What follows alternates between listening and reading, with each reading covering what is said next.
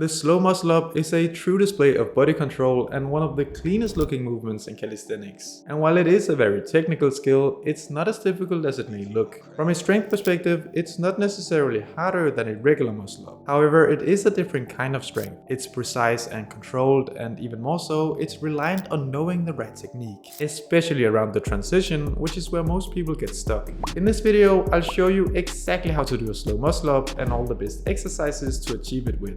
So let's get into it. Before anything else, we need to talk about the setup. And by far the most important thing here is the grip.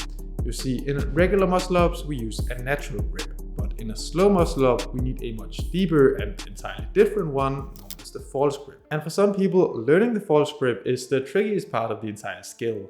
But it's not something we can just ignore, because it allows us to move above the bar without rotating at the wrists, which is almost impossible to do when going slow. So let's begin by getting this down to a T. To set it up, you can place your wrist on top of the bar with your palms facing sideways. Then, while keeping your wrist in place, you can softly wrap your fingers around. If done correctly, the bar should run across your hand and down into your wrist like this. Alternatively, you can simply put your entire hand over the bar like a fist and then carefully adjust to slide your thumb underneath. In either case, the important part is that you feel the weight on your wrist instead of your hands. So much that you could even lift your fingers off the bar if you wanted to. Actually, the reason we keep them wrapped around is mainly for stability, so it's not a requirement. And I will emphasize that this grip is significantly easier with chalk, so if you have the option, adding some to your wrist will avoid unnecessary slipping. Now, the next step is to hang from the bar while keeping the false grip, and this is where things can get a little difficult. But from my experience, there are two good options to enter this position.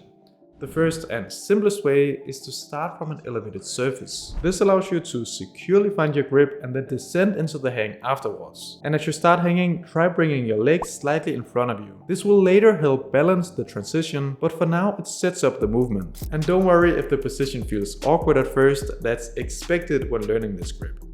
Now, the second option actually begins from on top of the bar. You see, the false grip imitates the top of a muscle up, so you can start from there, lock your grip in place, and then descend into the hang. This naturally puts you in the correct position, but of course the downside is that getting over in the first place is a little tricky. You'll either need to do something like a pullover or jump directly into it. Whichever option you prefer, it's fine if you can't maintain the hold in the beginning. It comes with practice, and to improve, you can try these ball-assisted false grip pull-ups. This forces the weight onto your wrist so you can get a feeling for the right position. And once this becomes more natural, you can move on to regular false grip pull-ups. Here you can aim for about shoulder width apart, same as you'll do in the muscle up, and practice until you have a few quality reps. And expect it to hurt a bit. Realistically, you can practice these for a few sets every workout before having to move on. Alright, when you have the setup down, it's time to begin the muscle up.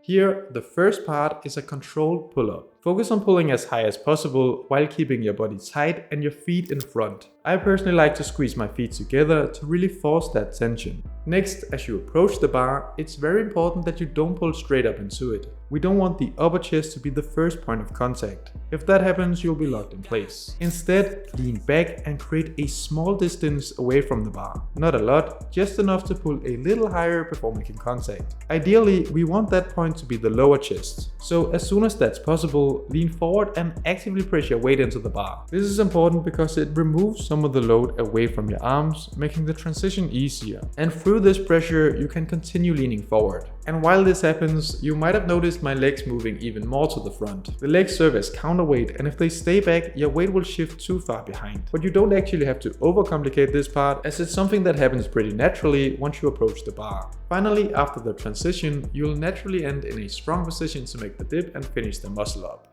So simply put, the slow muscle up consists of a false grip pull up to your lower chest, pressing against the bar to reduce the load, and simultaneously leaning forward to move above the bar. And of course, in the beginning, it's completely fine to pull at a normal speed to reach your lower chest and then slow down only during the transition.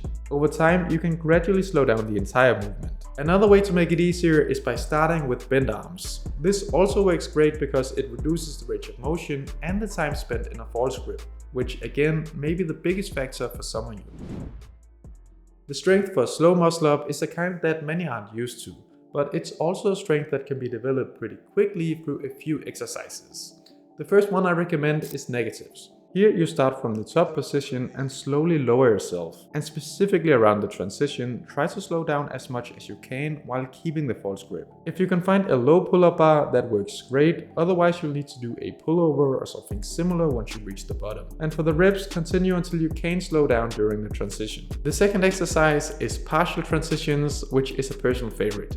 Again, you start from the top position, but this time you only lower yourself into a dip. Aim to make this dip as deep as possible before pressing back up. As you get stronger, you can start quickly entering the transition before pressing up again. Just a few quality reps is all you need. Lastly, we again have false grip pull-ups, but this time really focusing on pulling as high as you can without relying on explosiveness. Again, as you get stronger, you'll gradually be able to pull higher, and once your lower chest can touch the bar, you can start attempting the transition. For all these exercises, it's important that they're meant to complement, not replace, your regular pulling workouts. You still need the overall benefits that pull-ups and diagonal pull-ups bring. But if you follow these guidelines when it comes to training and technique, I'm sure you'll master the slow muscle up in no time.